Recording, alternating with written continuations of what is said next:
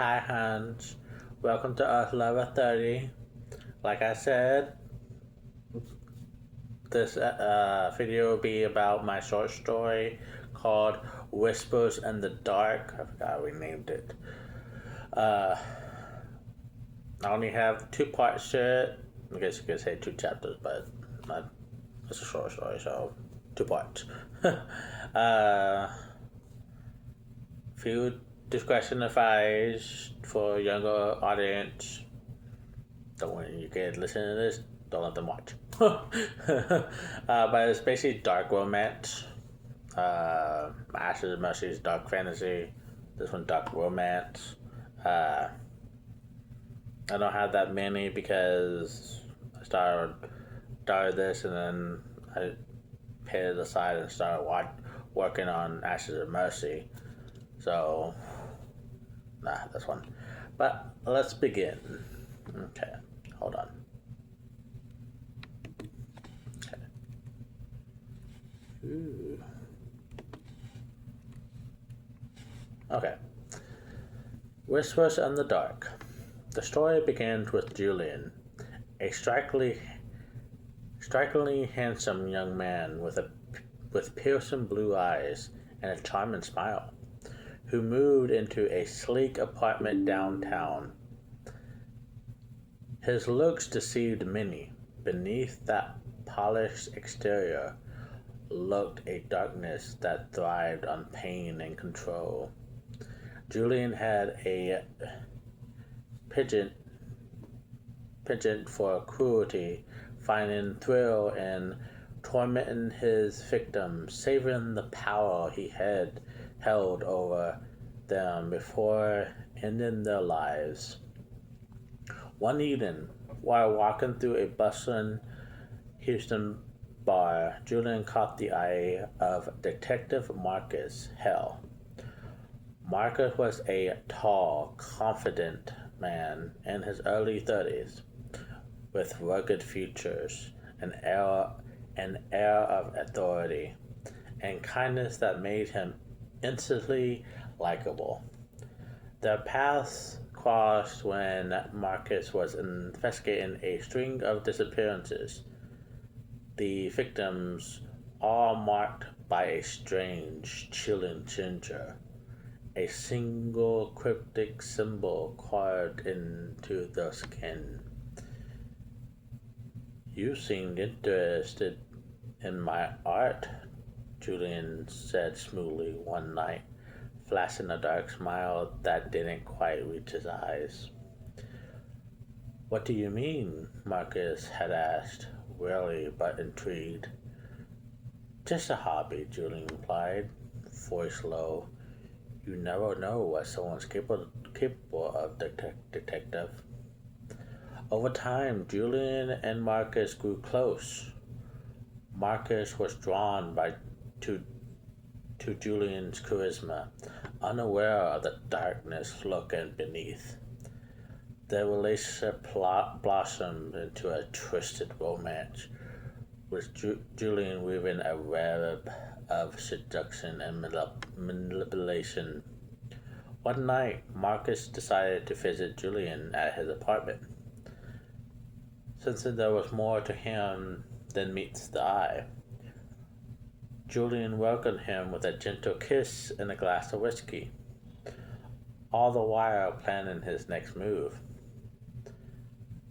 "You're different from the others," Marcus admitted, his voice warm. "I like that," Julian murmured, tracing his fingers along Julian's jaw.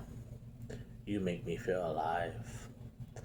But as the night progressed, Julian's darker urges surfaced. He led Marcus into his basement, an area shrouded in shadows lit by only a flickering bulb. Marcus's instinct screamed at him to turn back, but the curiosity held him rooted. Suddenly, Julian's charm turned sinister. Can't speak today. "Let me show you my true self." Julian whispered, revealing the instruments of torture hidden beneath a tarp.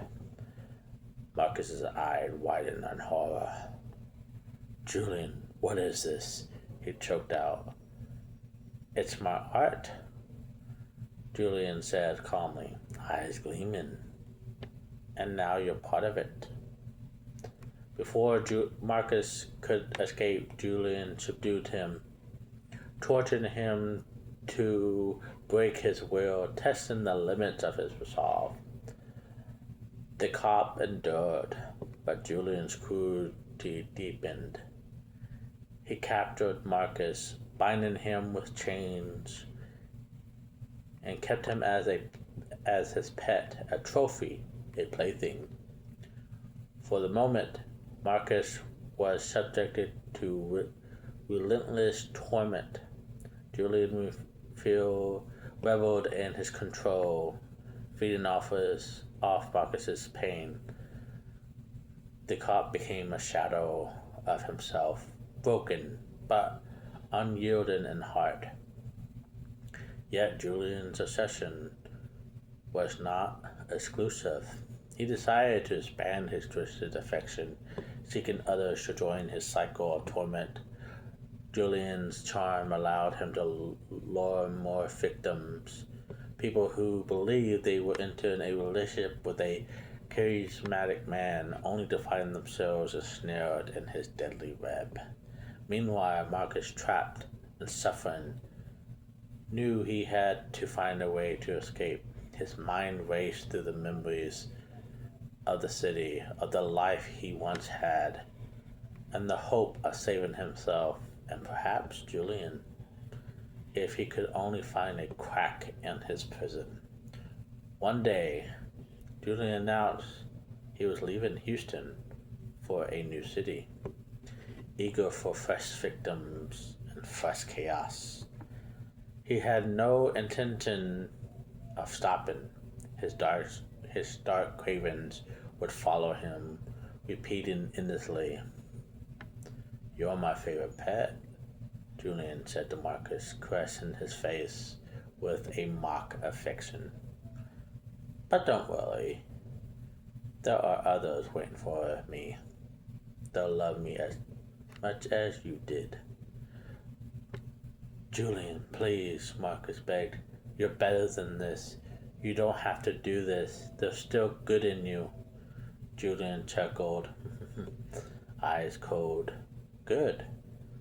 That's just a word people use to hide their fears. I don't need good.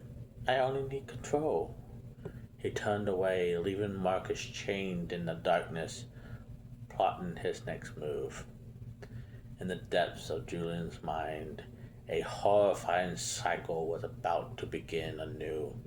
His pattern of seduction, torture, and death continued, each victim a pawn in his twisted game. Marcus remained his captive, a pet, a reminder of his power. And as Julian looked for a new prey, the shadows of Houston whispered with menace. The city never knew the darkness lurking within one of its own. The darkness thrived in the whispers of the night, waiting for the new soul to fall into its grasp. That was part one. Ooh, hold on. Okay, this is part two. I'm gonna call it chapter 2. Sorry. So part 2. The basement breathed. It was the only way Marcus could describe it. The slow inhale of damp concrete, the exhale of rusted chains, and blood. Time had become meaningless. Days blurred together in a haze of pain, silence, and June's soft footsteps descending the stairs like a promise of ruin. Marcus hung there, wrist raw against the cuffs eyes half lidded, but always watching. Watching was the only weapon he had left. Julian thought he'd won. That was his mistake. "You're quieter lately," Julian said one evening, crouching in front of him. His voice was almost affectionate, as if speaking to a lover rather than a prisoner. "I liked it better when you fought." Marcus lifted his head slowly. Every movement cost him something, but he forced a faint smile. "Getting bored already?" he rasped. Julian's expression flickered. Just for a second. Annoyance, doubt, interest. Julian stood and turned away, pacing. "You think this ends with you," he said. "You think you matter more than the others." "I do," Marcus replied. Julian stopped. Silence stretched between them, thick and dangerous. You're still trying to profile me," Julian said softly. "Even now?" Marcus swallowed. "It's what I do." Julian laughed, but it lacked its usual confidence. "You don't get to do anything anymore." Yet he didn't touch Marcus that night.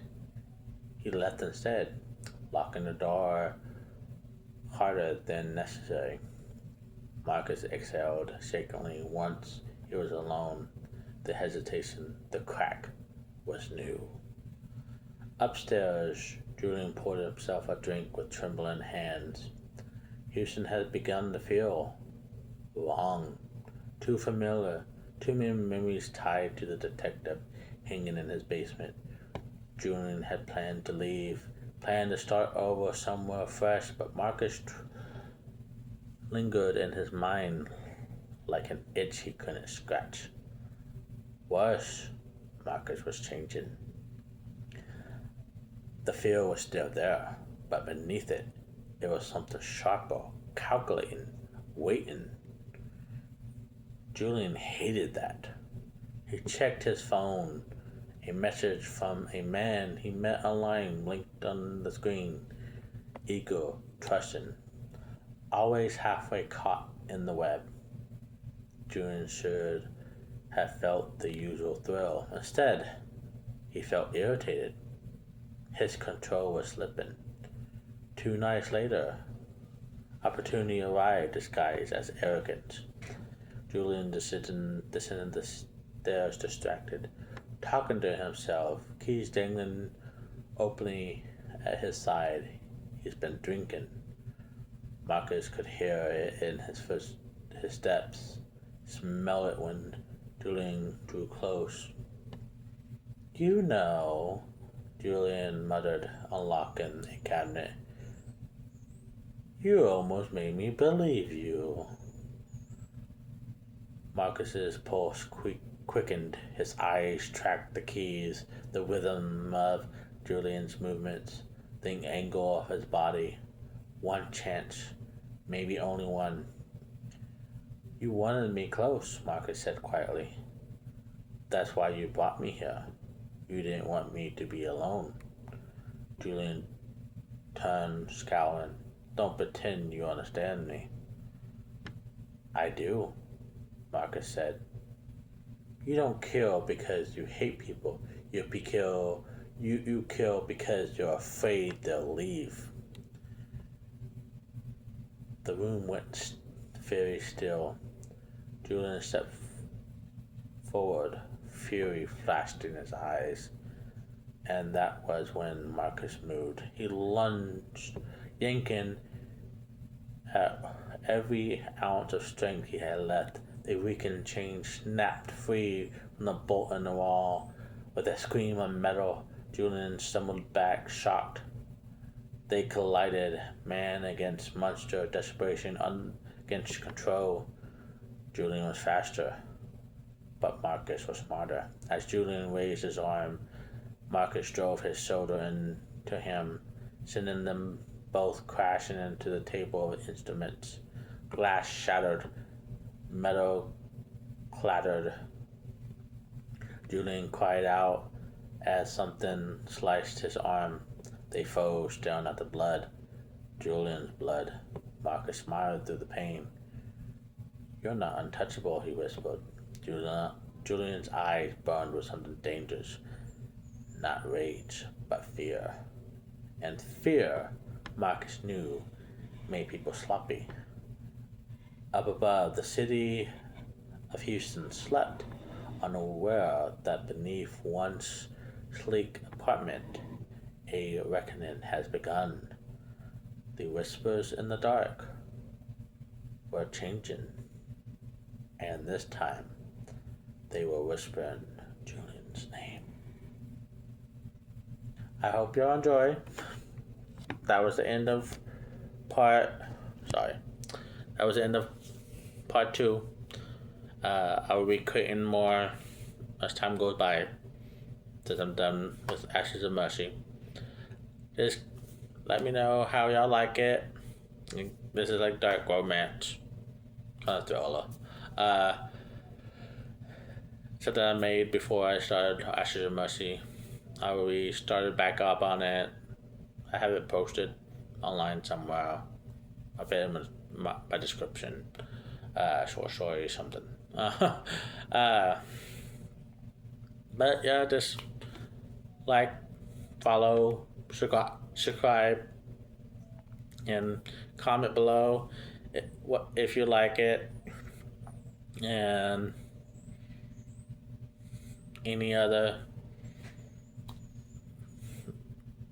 anything you think I should change, or if you want to hear more of it.